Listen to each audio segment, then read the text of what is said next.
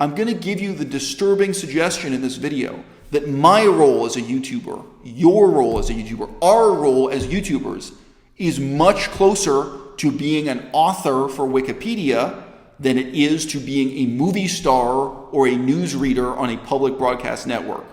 What I'm doing and what we're doing here falls into the same class of fundamentally unmonetizable content creation. But people are attached to a false analogy that somehow because it's a person talking into a camera, because aesthetically it resembles a news broadcast, that we're entitled to the kind of payment of an employee of a TV station. Doesn't even matter if you reach a bigger audience than your local TV station. If you reach 1 million viewers per video on YouTube, you'd be making about $4,000 for that video. What we're doing here, economically, in terms of its value, is more like Wikipedia than it is like the nightly news. They're a non-specialist without any real depth, and they just kind of go around and try to, make a survey of secondary sources at a shallow level, put together a YouTube video and reach a mass audience, and then they feel entitled to earn a living.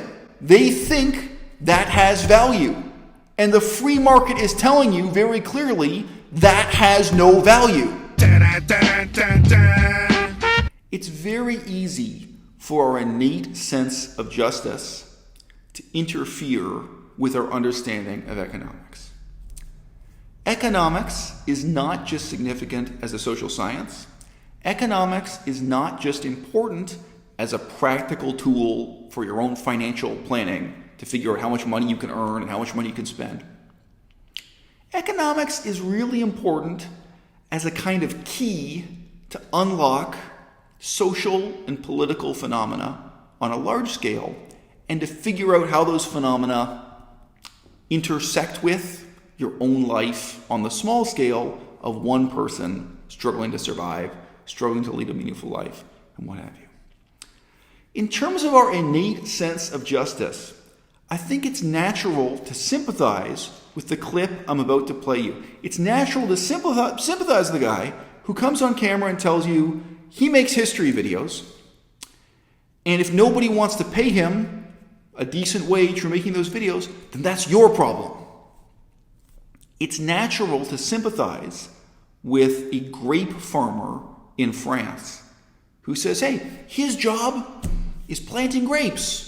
And he's planting grapes on this land where other farmers have planted grapes for 500 years or 2,000 years. And if nobody wants to buy the grapes, if nobody wants to drink the wine that's made from those grapes, then that's your problem. Then the French taxpayer has to support his lifestyle. He shouldn't have to change what it is he's farming or what it is he's doing. Even if the wine he's producing is so worthless on the free market that it's more valuable being processed as garbage and recycled into industrial alcohol, which is what happens with the French government wine subsidy schemes, because they don't want to lower the value of the other wine that's on the market. They buy up these grapes, turn them into garbage. Even in these circumstances, it's easy for someone in that position to appeal to your sense of justice and for that emotion to override the kind of detached, rational faculty that would lead you to question, wait a minute. What's the point of producing wine that nobody wants to drink? What's the point of farming if it's not even on a break-even basis, let alone a profitable basis? What is the point of filmmaking for empty seats? Or what is the point of writing history and recording history videos if people do watch it, but it doesn't generate any money on the free market for us to survive on ourselves? I uploaded a video a couple weeks ago on the Battle of Dien Bien Phu. It's a smaller conflict that happened, so it doesn't have anything to do with the Holocaust or anything like that. So it's not necessarily controversial history, if that is even a thing. You guys can see here exactly where this got demonetized. It's not just the $1 that I made. I made $1 on this video. If I release 2 videos a month and 2 videos get demonetized, I lose a whole month's worth of income. And that is like really devastating. This has been happening to every release now that I'm doing. It's just going to keep happening, and I'm going to lose all the money that I'm investing into these episodes. They're expensive to make. And it's not just turning on a camera. We've got to do animation and research and writing and make sure all the subjects are covered well. I'm going to unlist all these videos. I'm not going to make anything anymore. So I'm done making content. Argument by analogy is inevitable and useful. But we sometimes fall into the trap of being attached to an analogy that we haven't really announced or enunciated ourselves. Like, we didn't verbalize this analogy. We just presume it without examining it. So a lot of people here who come and talk on camera, they may have in mind the analogy a news broadcaster, someone who reads the news on CBS, PBS, NBC, whatever, on television. That person earns a good living. They put on a suit and tie and sit in front of a camera, and this is how much money they're. So if I come on YouTube and I reach an audience of 100,000 people, I should earn as much money or more money than this person who maybe reads the local news, local town news, local cities, and they only reach 100,000 people also. Therefore, I'm entitled to that wage, right? This sense of entitlement, this sense of appealing to justice. And this is not true at all. It's very easy for an historian to look at the the record of past authors who have been non-specialists writing for a non-specialist audience, writing for the mass market. They can look at the example of Will Durant, Americans say, Will Durant and his wife, who published complete garbage on the history of Western civilization and the history of Asian civilization. And they sold more than 2 million copies of big, heavy, hardcover nonfiction books. And when you sell more than 2 million copies, you make a lot more than $2 million, especially back in those days. They had hit books from the 1930s to the 1960s. And let me tell you something, the quality of those books is much, much, much lower than what you can now find on Wikipedia. But there's a hint when we look at Wikipedia that we might be attached to the wrong analogy. Yeah, that's right. Some people sit in front of a camera and they generate a news report for the nightly news on local TV, and they earn a lot of money or they earn a good living. And some people in the past wrote non-specialist history books for a huge audience, and they made millions of dollars. But you know what? There are these other people, and they create content for Wikipedia, and they never earn a dime. Which one do I have more in common with? Which one is being a YouTuber fundamentally, economically similar to? I'm going to give you the disturbing suggestion in this video that my role as a YouTuber, your role as a YouTuber, our role as YouTubers is much closer to being an author for Wikipedia than it is to being a movie star or a newsreader on a public broadcast network. What I'm doing and what we're doing here falls into the same class of fundamentally unmonetizable content creation that Wikipedia represents. Google it up. How much money did even the founder and CEO of Wikipedia make? Almost nothing. There were two guys who were credited as a founder. One of them is about $1 million net worth, the other about $650,000. Both could have made far more money if they had taken their time and energy and gone into any other area of software development, any other area of even website development during the same period of time. And that net worth, like Jimmy Wales, founder of Wikipedia, him having $1 million to his name, almost all of it comes from projects other than Wikipedia. He has a long career with many projects. The other guy too, the less famous co-founder, university professor with a handsome salary. Interesting guys, interesting careers.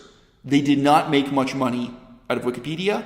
And the people like you and I, the content creators for Wikipedia, almost all of us made zero. And right here on YouTube, it's the same thing. But people are attached to a false analogy that somehow because it's a person talking into a camera, because aesthetically it resembles a news broadcast, that we're entitled to the kind of payment of an employee of a TV station. Doesn't even matter if you reach a bigger audience than your local TV station. If you reach 1 million viewers per video on YouTube, you'd be making about $4,000 for that video. If you're lucky and it's long and there's a lot of advertising, it could be 8,000.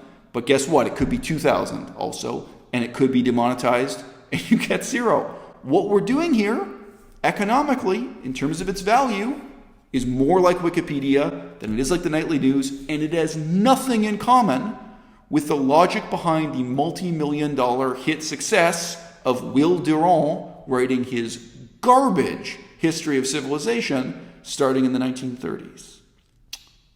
Let's move a little bit deeper here. Will Durant, The Story of Civilization, non-specialist writing history for the mass audience, mass market, non-specialist readers. What gets rewarded on YouTube? Specialization, writing for an audience that's narrow but deep. If what you do on YouTube is very particular and is appreciated by a particular group of people deeply, then they will pay you money to pursue the kind of content you're creating, to pursue the political activism you're trying to do, to chase your dreams, whatever your dreams may be. And when you scale it up socially, this probably does more harm than good. Who does this reward? It doesn't reward a non-specialist, a guy who, no offense, but that guy doesn't know Vietnamese. That guy doesn't have a deep understanding of the history of Vietnam. And I'm going to lose all the money that I'm investing into these episodes. They're expensive to make. And it's not just turning on a camera. We've got to do animation and research and writing. Dude, who should make that video? Not you. A specialist should make it for a specialized audience who should appreciate it. Somebody doing active research, presenting an informed opinion. Maybe if they do that, maybe they'll reach a much smaller audience. That audience is going to appreciate it, is going to pay for it, especially if it's connected to something that can make the world a better place, some kind of real world outcome, some kind of activism. This rewards specialists like the flat earth people, right? All kinds of crazy, kooky, scientifically false and fraudulent movements get rewarded by the underlying logic of how YouTube works and how Wikipedia works and how, in general, the new era of internet media work. All right? And again, you may feel a sense of injustice. You may look at some ridiculous conspiracy theory YouTube channel that's out there supporting a 100% meat diet and think, how is it that this guy is making money and flying around the world and holding conferences to promote a totally irresponsible 100% meat diet? And then you look over at some relatively virtuous channel that may be, again, producing for a mass market and may even be getting 100,000 viewers per video. But this guy can't earn a living, this guy can't survive, whereas the person presenting specialized content for an audience that's narrow but deep, for an audience that cares enough to support it, he's successful in another way. You scale that up, the problem isn't just a few little comparisons, a few little examples like flat earth and carnivore diet and this kind of stuff.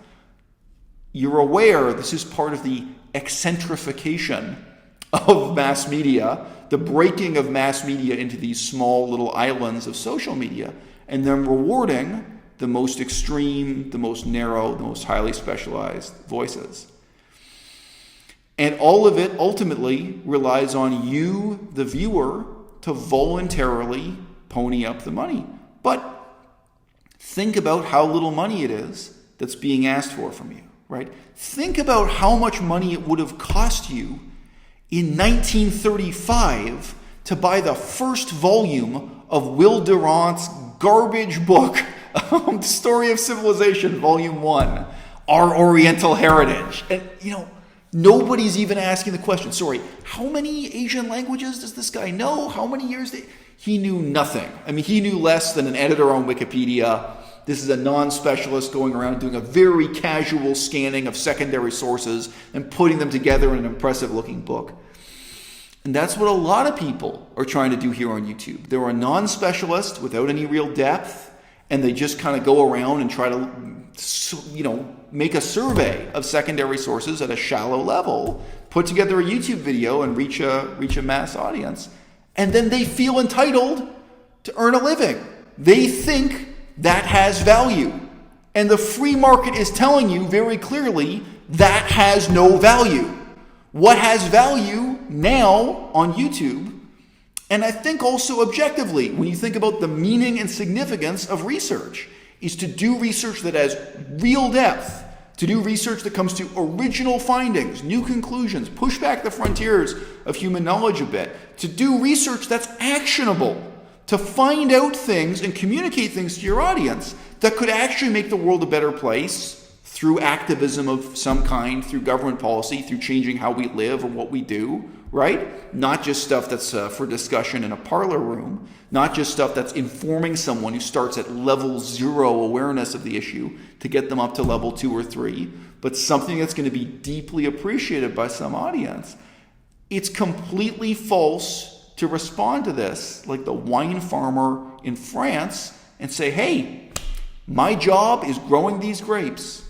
And if nobody wants to eat them, nobody wants to drink the wine, if nobody wants to pay me so I can have the kind of lifestyle I aspire to, then that's your problem.